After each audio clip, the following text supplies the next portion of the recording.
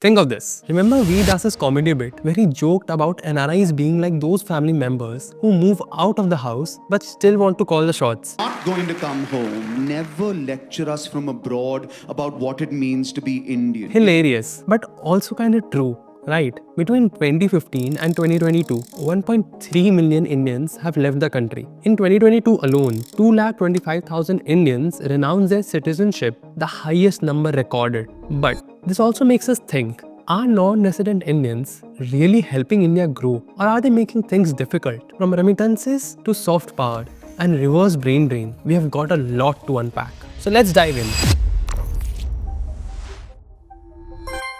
Let's start with the basics. Money. NRI sent a whopping $107 billion to their families in India in 2023 to 24, making India the largest receiver of remittances. This money directly supports families, builds houses, and funds education, while also boosting rural economies. Although they account for only 1% of the country's population, NRIs contribute around 3.4% of India's GDP. But is that all? Not really. They are also driving investments. Many startups thrive because of expertise and funding from Indians abroad. For instance, the Indian tech boom in the early 2000s was heavily supported by NRIs, who acted as intermediaries between Silicon Valley and Bengaluru. Plus, sectors like real estate and tourism see a huge push from NRIs who often invest or visit home. Besides, they have helped India's forex reserves to grow. Forex reserves are crucial to fund imports and help the government pay off external debt and strengthen the Indian rupee. Clearly, our global community is a powerful engine driving India's growth story. But here's a shocking stat. 4 out of 10 scientists at NASA and 38% doctors in the US are Indians. In the corporate world, 34% of employees at Microsoft and 28% at IBM are Indians. This is where things become serious. Many argue that NRIs have contributed to India's brain drain. Talent loss in crucial sectors like space research, medicine, and technology is a major concern. But what happens when this talent loss becomes irreversible? Can India afford it? The answer isn't so simple. As India strives to become a global leader by 2047, as articulated by Government of India's Viksit Bharat initiative, the growing brain drain could be a big challenge in achieving that vision. Interestingly, India's perception towards its diaspora saw a sharp transformation since 2014, with the BJP government led by Narendra Modi taking the office. The BJP's 2014 manifesto clearly stated that it will work with NRIs and PIOs through a proactive diplomatic strategy to strengthen brand India. Such a shift can be gauged through Modi's speech at Madison Square Gardens in 2014. In his hour-long address, Modi emphasized on how a country previously regarded as the land of snake charmers has revolutionized IT and software technology and appealed to the diaspora to share their skills and expertise in building an India he envisioned. Gone are the days when those who left with university degrees were seen as traitors to India's needs. Today, they are celebrated as contributors to India's growth. This also shows that tides are turning. Have you heard about the growing trend of reverse brain drain in India? It's when skilled professionals who once left for greener pastures abroad are now returning home. Why? Because India's economy is booming and initiatives like Startup India and Make in India are creating a startup-friendly environment. Cities like Bengaluru and Hyderabad are buzzing with opportunities. But it's not just about jobs. Family ties, improved infrastructure, and a better quality of life are crucial factors. Need proof? Let's look at these amazing success stories.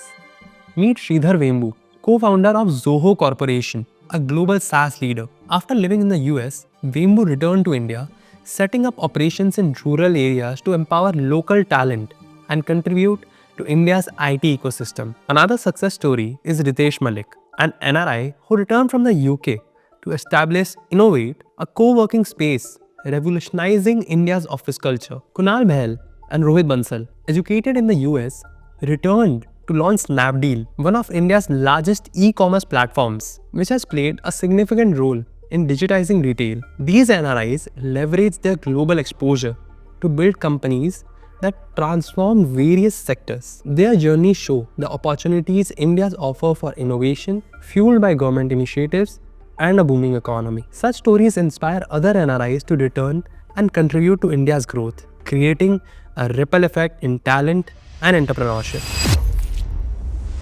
But the impact of NRIs goes beyond just economics and innovation. They have also played a pivotal role in enhancing India's soft power on the global stage. They serve as cultural ambassadors, popularizing Indian festivals like Diwali and Holi, Bollywood, yoga, and Ayurveda.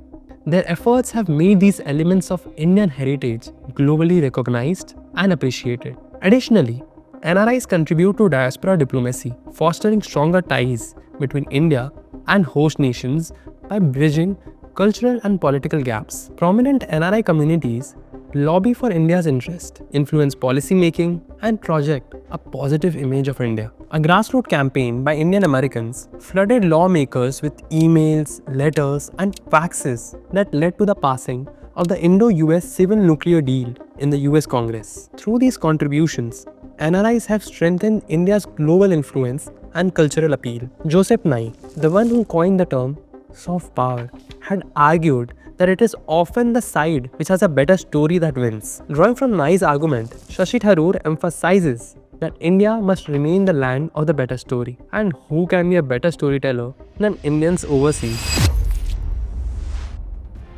The Indian government has rolled out some incredible initiatives to support NRIs and strengthen their bond with the motherland. First up, the Pravasi Bharatiya Divas, an annual celebration to honor the contribution of NRIs to India's progress. It's not just a ceremony but a platform for dialogue between the government and the Indian diaspora. During the pandemic, initiatives like the Vande Bharat mission brought stranded Indians home, and the Swadesh scheme helped skilled workers find opportunities in India. For those looking to stay connected, the OCI card is a game changer. It offers lifelong visa-free travel and residency rights in India. In times of need, the Indian Community Welfare Fund provides emergency assistance to Indians abroad. Even financially, NRIs are empowered through NRE accounts, enabling them to invest in India while enjoying tax benefits. These initiatives continue to foster closer ties between India and the diaspora, making them active partner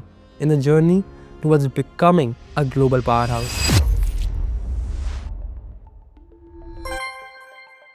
In 2023, NRIs increased their demand for properties in India by 15 to 20% compared to 2022. The first half of 2024 hasn't changed much. This has driven up property prices, pushing housing out of the grasp of many middle-class Indians. Another serious concern that is tarnishing India's global image are the anti-India protest and the Khalistani movement, led by a small fraction of NRIs. When Indian embassies are vandalized and protests turn aggressive, it's more than just headlines. It makes people question our unity and stability and complicates our relationships abroad. The bigger concern, their financial support fuels separatist activities back home, threatening peace in the Indian mainland. It's frustrating because while most NRIs work hard to lift India's image, these actions overshadow their efforts and paint the wrong picture of our nation. So, are Indians helping or hurting India? The answer is largely the former rather than the latter.